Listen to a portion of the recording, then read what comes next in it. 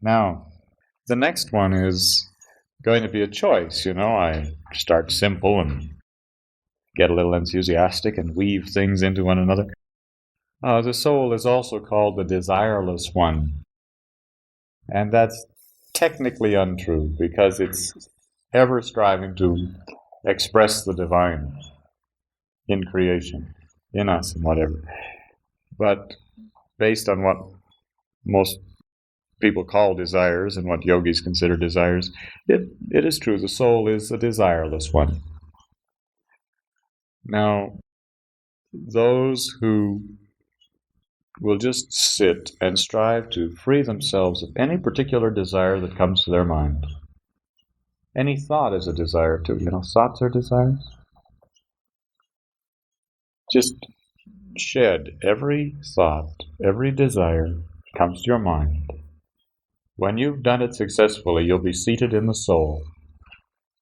Our desires very often are, especially if you're an emotional person, it's your desires that keep you from knowing the soul and keep your soul from fulfilling itself. So this is what sannyas is all about, that renunciation. It's giving up all desires to dwell in the soul, giving all desires into the flame, the sacred flame, to dwell in the inner self. That's what it's all about. So, the desireless one. Now, on the other hand, if you are in bliss, it means that you have given up most of your desires. If you are in perfect bliss, you've given up your desires. So you should meditate on the source of your bliss. So this next one is going to involve meditating by giving up desires, or if you're in bliss, meditate on the source of your bliss. And there will dwell the soul. You will know the soul. So get ready, we're going to meditate again. We've come up here to work. So, most of you will be meditating on just giving up your thoughts, your desires, to just sit there desirelessly. When you are free of desire, you'll be seated in the soul. You'll find a very serene and beautiful self. On the other hand, if you are already in bliss, strive to sense where the bliss comes from, the source of bliss, and dwell at the source of the bliss. Okay? Begin.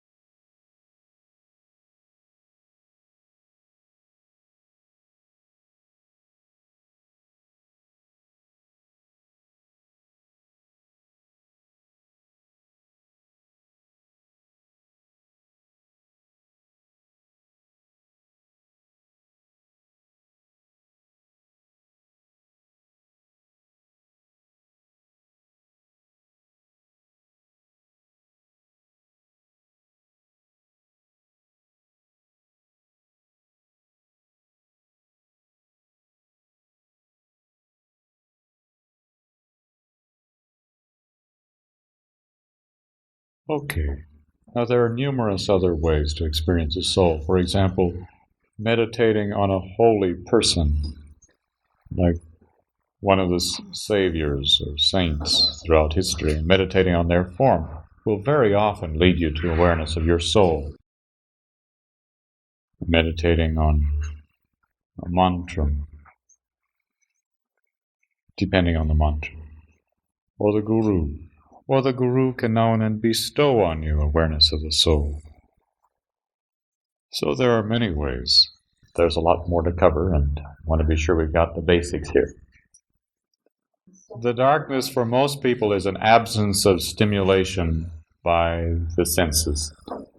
But this darkness is very likely when people are deeply sensing the inner self, pure spirit. It's very powerful, very strong. The soul is the declarer of light, and the light comes out of the soul. Manifestation comes out of the soul. You see, the soul is in none of the chakras, but the soul can be met at one of the chakras. Like you can meet it at your heart chakra, your third eye, the top of the head usually. It's hard to meet the soul at any of the other chakras. I suppose the soul can be met. Another thing is there's a concept that just like you get butter out of stirring milk, so you can gather the prana, the life force, the consciousness from throughout your being, and intently by focusing at a center, you can kind of gather the soul there. And so the implication is the soul is diffused throughout the body. However, most yogis maintain the soul is diffused throughout the body, but it has its seat back of the mind and the feelings. So you have to find out where your thoughts come from. And physiologically, where's the buddhi? And as you know, in the advanced classes, we were working on defining where the speech center is in the brain, and then where the I am speaking center is, and where going bit by bit. And if that's the way that it's most convenient for you, yes, locate each of when you feel you're speaking, just close your eyes, meditate on where the speech center is, and then the I am thinking center, and then the I am center, and then the soul will be back of the I am center.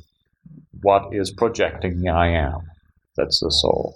That is the feeling of the Jnani Yogi, that it can be done. Okay, moving right along. It's likely that you and I have had many contacts with the soul.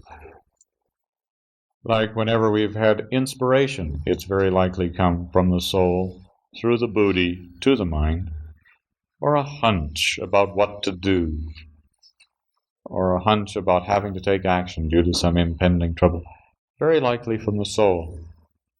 Or when threatened and menaced, there's suddenly this inner security. That's likely from the soul. So we've had many contacts with the soul. Probably your soul got you to study yoga. Something inside you that loved you very, very much and that wanted the best for you, the very richest of life, very, very likely guided you to the center. Wanted you to have the very best of life, and wanted you to realize this entire banquet's going on while people are starving in these areas. Wanted you to really have a wonderful, wonderful, wonderful life experience. Okay, now, we've contacted the inner self, but, to some extent, this inner self has contacted us, and we've had inspirations and hunches, or we've had a deep sense of pure being through the various practices and through our meditations from time to time. But how do we make permanent contact with the soul? How do we benefit by the soul's reality on a regular basis? Well, it's to be emphasized, really emphasized, The mind cannot do it. And that's why so many people suffer so and give me such a hassle. They want their mind to do it. And their mind wants to be satisfied that they've done it. And their mind wants to know, what's the combination to this safe? And it's beyond the mind. I wish it weren't in many ways, but how arrogant we would be if our mind could do it. We would be busy with our mind and our ego taking such credit for becoming enlightened. And we wouldn't have any of the attributes of the soul that are necessary to be a more enlightened person. And so our mind is in there goofing up the works again and again and again. And it tries its best and it plays all the kinds of games at it. Goes on ad nauseum, but the mind cannot, never will be able to do it. It's the law of the mind and the law of the soul. And that's why great intellectuals sit down to try to think their way into it, and they cannot. It's only when they humble the mind that they may succeed. I've told the beginning classes over the years of a PhD from Princeton, who was a very respected man, and he had 3 weeks off. And he told his wife he was going to find out if there was anything to meditation and mysticism or not. Wasn't that kind of him? You know, people have been doing it for centuries and all this, but he's going to find out if there's anything to it. As a professor, as a person with a disciplined mind. So he has his wife hand him TV dinners 2 or 3 times a day, and he locks himself in the den. And he chants a Zen sloka. And he sat in there for 3 weeks, eating TV dinners, and not shaving, and chanting. And after 3 weeks, he came before the student body, the philosophical body. He was a philosopher, and he said, there is nothing to it. There is just it doesn't work, and there is nothing to the idea of you chant this, there's just nothing to it. Just a bunch of baloney. And isn't that wonderful of him to give it the 3 weeks of his precious time and come up with these, and of course he was listened to because he was from Princeton and had his PhD. That settles it. None of us need pursue that path. It's the great PhD has spoken. Well, the mind can't do it. And I thank God that, that there is a guard at the gate. It's like Ramakrishna said, word of the mouth cannot contaminate God. You cannot contaminate the Divine One who dwells within your being. You cannot contaminate it. Well, the mind can't do it. And I was an intellectual. I thought. I was told I was. I was supposed to be cream of the crop stuff. I was an honor student, stuff like that. And I was miserable. I think I was looking for the soul. I couldn't experience it with my manipulative, probing mind. I had to become humble, and I had to conceive of something beyond my limited mental resources. And thank God there's something beyond my limited mental resources. Thank God. If our mental resources were all that we could have in this world, it'd be the end of civilization. It's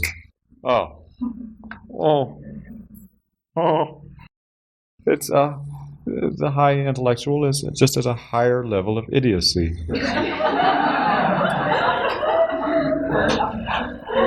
But that's no reason that anybody should strive to stay at a low level of idiocy. I mean, we are suffering a great deal today from low-level idiocy in which people don't even try to discipline the mind. And how are you going to experience God without gathering your thoughts? And a disciplined mind enables a person to gather one's thoughts and make that offering.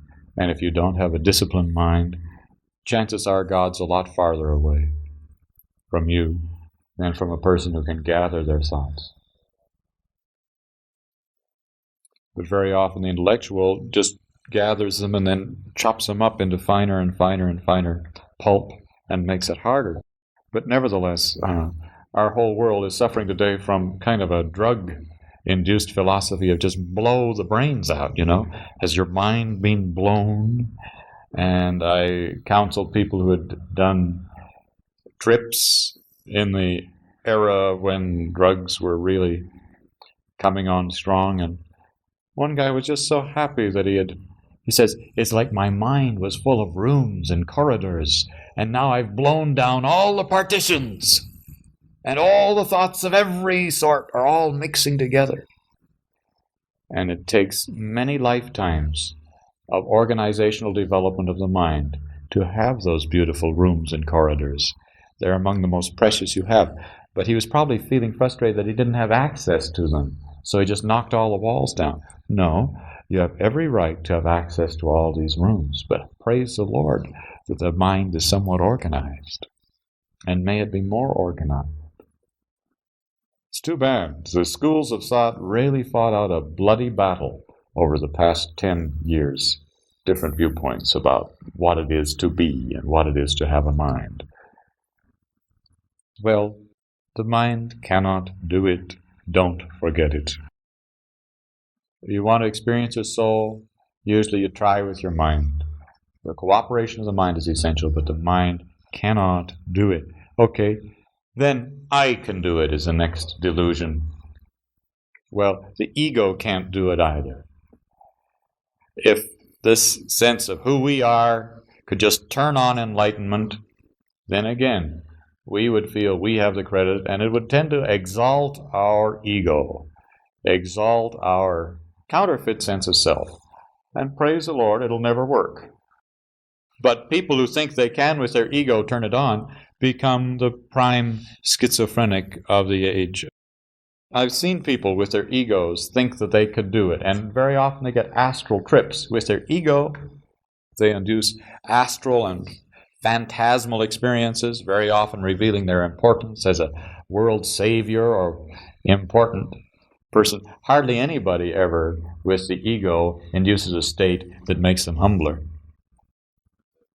The ego gets exalted, fed, nourished on this counterfeit stuff. The ego cannot do it. And another thing is, you can stir your feelings up to fever pitch, and all you'll get is fatigue, or tears, or whatever. The feelings cannot do it. That's wonderful too. I'm really happy to leave enlightenment in God's hands. I mean, it's just like you don't like to see your little kid playing around with a blowtorch, and it's very nice that God doesn't let us play around with this blowtorch of higher consciousness. It's wonderful. And when you see a person running around with, predilection to LSD, you're seeing somebody running around with something very similar to a blowtorch. And they're going to experience something, but they're also going to burn up something. They're going to conflagrate many centuries of spiritual practice and focus, which has to be then repaired. Anyway, well, gee whiz, that doesn't look like we can make it. The mind can't do it, the ego can't do it, the feelings can't do it. Anything left? Anybody wonder if anything else can do it? That's right, we can't do it. Absolutely right. That's the bottom line. In terms of realization of the soul, we can't. And the sooner we relax and realize that, the better. It's a wonderful, encouraging realization, really. It doesn't sound like it, but it is. It's a marvelous thing, because we're just trying to do it from the wrong end. I mean, like, it'd be funny to see somebody holding a hammer with the mallet end and trying to use the end of the stick to pound in nails. Well, that's kind of the way it is when people want to find enlightenment. They just grab the wrong end and look silly. But anyway, we're all nice people, so it's silly and nice, I suppose. And it's pathetic, the frustration, and I went through years of frustration because I had it at the wrong end. I mean, I'm speaking familiarly. I know how stupid we are. Speaking for myself, anyway. It's a tendency. So we're so frustrated. I keep encouraging people to go forward spiritually and then their mind gets the idea they better do something, and they try to do it. Or the ego, I gotta do it. Or the feelings, gotta, with enough devotion, kind of blow up into the divine. And so it's frustrating. Well, the solution is so beautiful. You use all your resources to seek.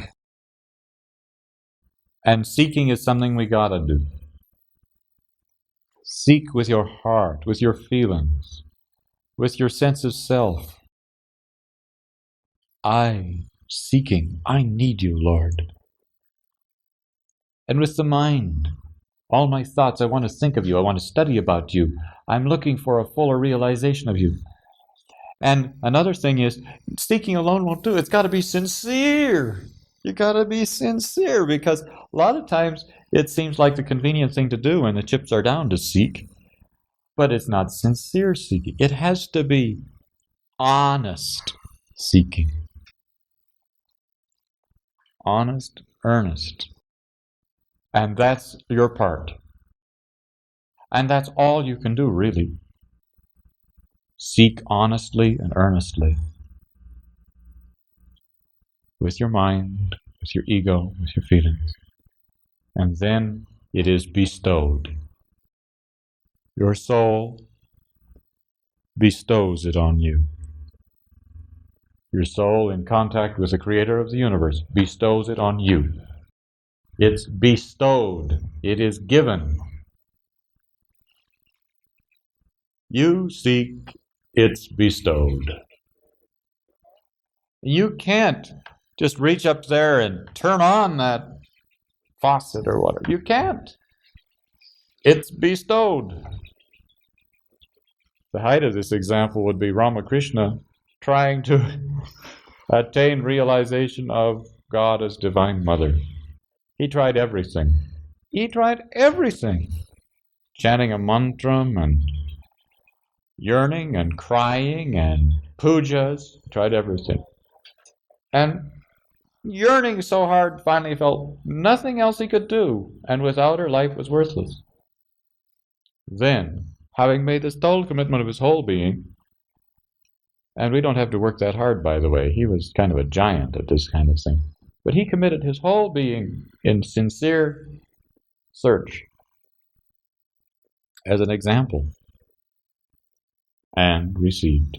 But it was clearly bestowed on him. There's no inference that he attained it. We use the word attained lightly, but it was bestowed. It's obviously. And again, you read the lives of the saints. They seek. It's bestowed. And why should it be different for you and me? Are we sincerely and earnestly seeking? Then it shall be bestowed. Okay, now how to seek.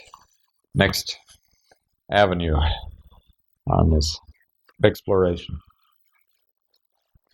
There's a whole science of it, and it comes under various studies in various scriptures, but pretty easily it could be said that one main way to seek the soul and wholeness in life and the divine is you got to start by improving your character.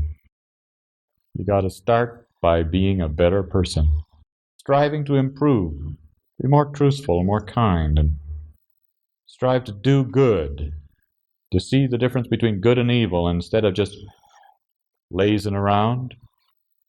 Get up there into out of tamas guna into rajas guna, and from rajas guna, from being an activating force, get into being a balanced activating force. So you'll very likely not find your soul unless you're trying, with whatever resources you got, to be a better person. You'll probably not experience the Lord. You got to get in there and try to be a better person. Improve yourself. Improve what you've got right now. God is very often saying, well, what are they doing with what they got? So character improvement, and I put under that discrimination. You have to develop a greater discrimination as you work on your character between what is good and what is evil, as best you can, especially in reference to the spiritual writings. Well, you can guess what the next one is. Your health, your posture. You've got to make this vehicle ready to maintain this beautiful rush, this beautiful quickening, this higher level of energy that you're asking for, that you're seeking. So posture, or asana, step 3 of the Eightfold Path, refers to being healthy enough that you can be still without pain, that you can be still and relax and have the spine straight and relaxed for the ascent of this energy in the passageway that leads to awareness of the soul. So posture refers to the whole field of health. And I find people doing such kinky things with diet. And I find them all often complaining about needing to see the Lord more. And if you're trying to destroy your body with diet, then how can the Lord come in there? He'll blow you to bits. You have to have a suitable vehicle.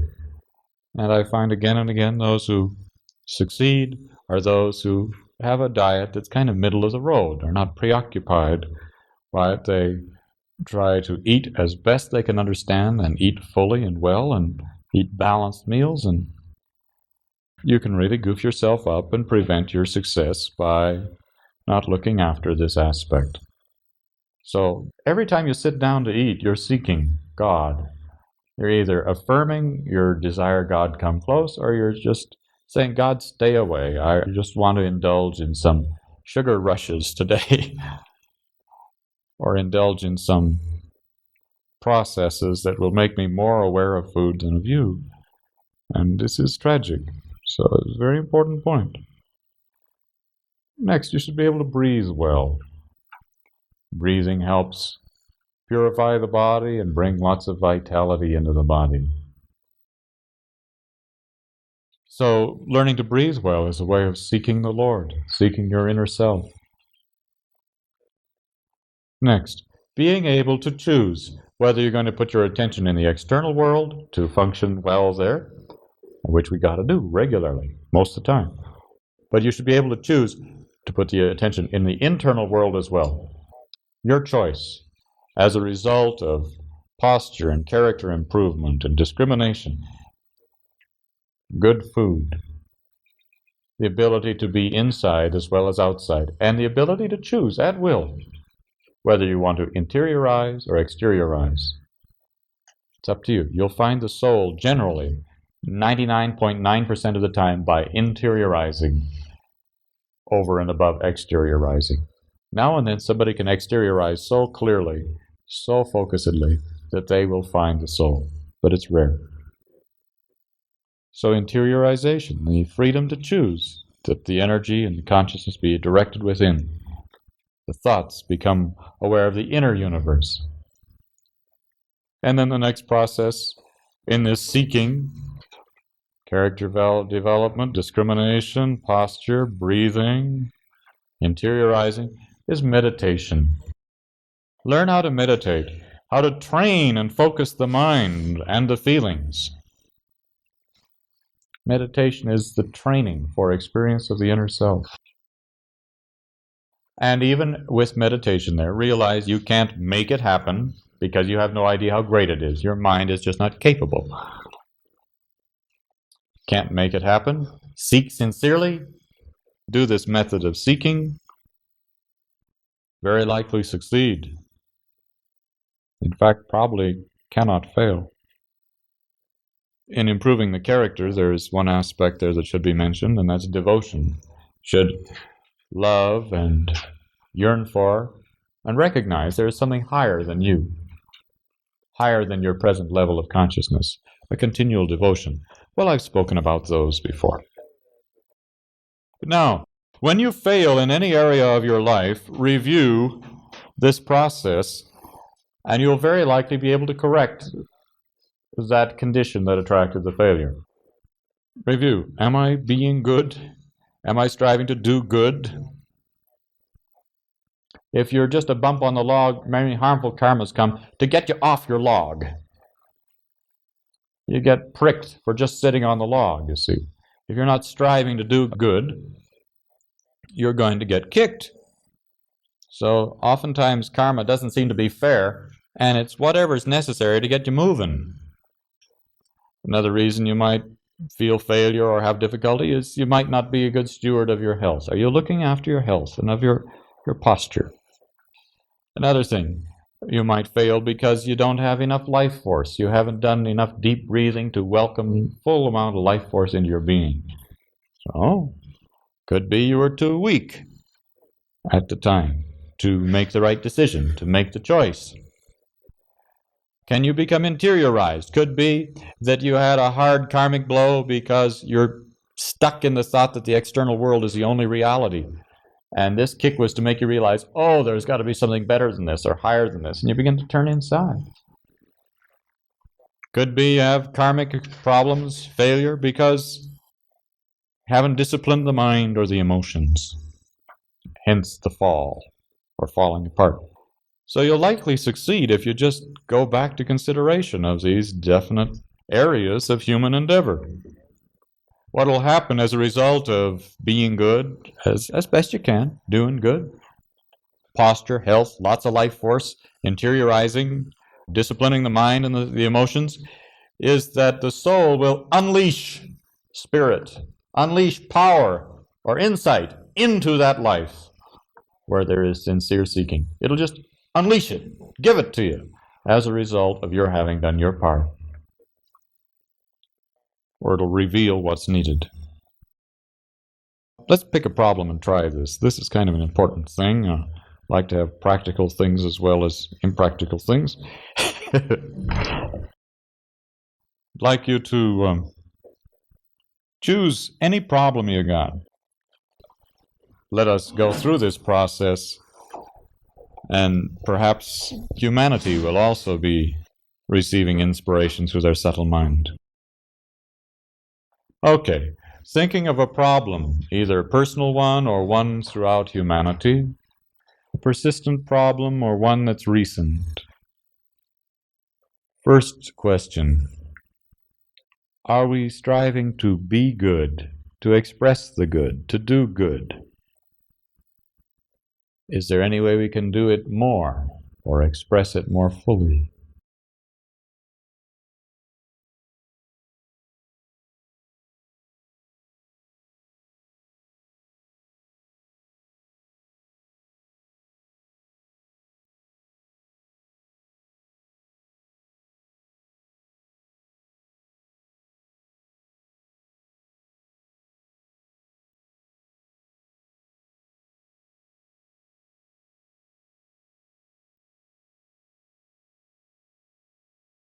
Next, do we have an attitude of health, an appreciation of our physical body, of food, of our position, our dignity, our validity, our uprightness? Review this area.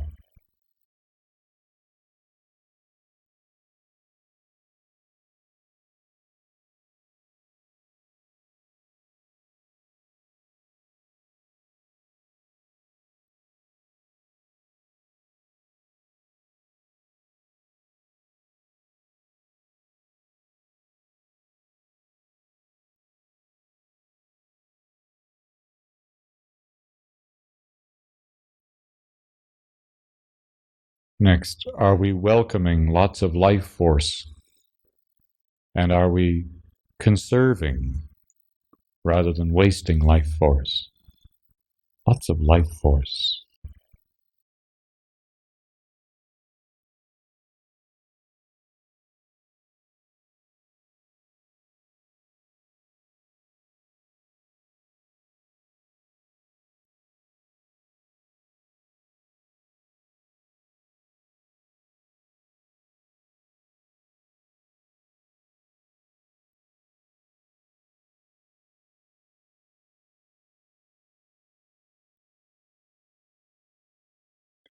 Next, can we sense the inner world, the inner self,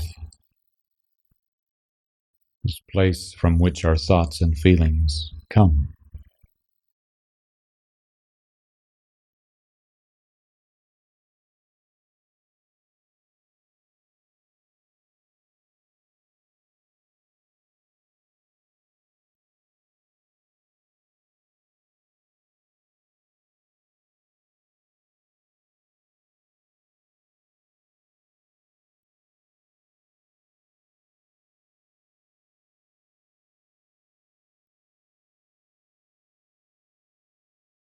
Next, have we disciplined our thoughts and our feelings, gathering them together to make a suitable offering of them to the new possibility?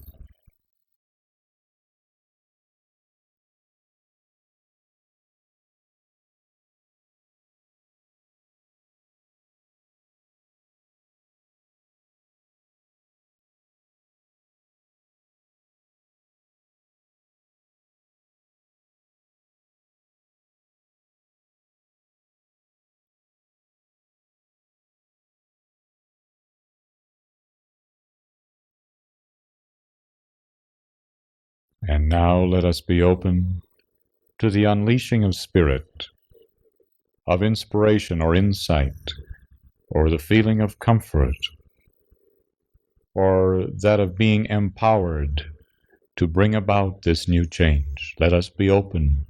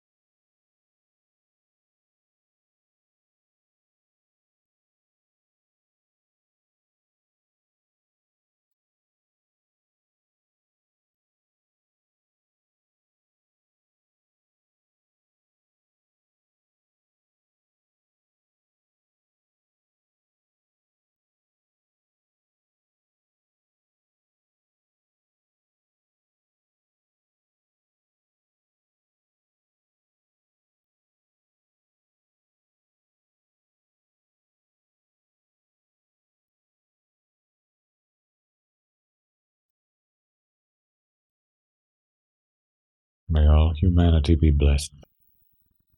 Om. Amen. Your attention.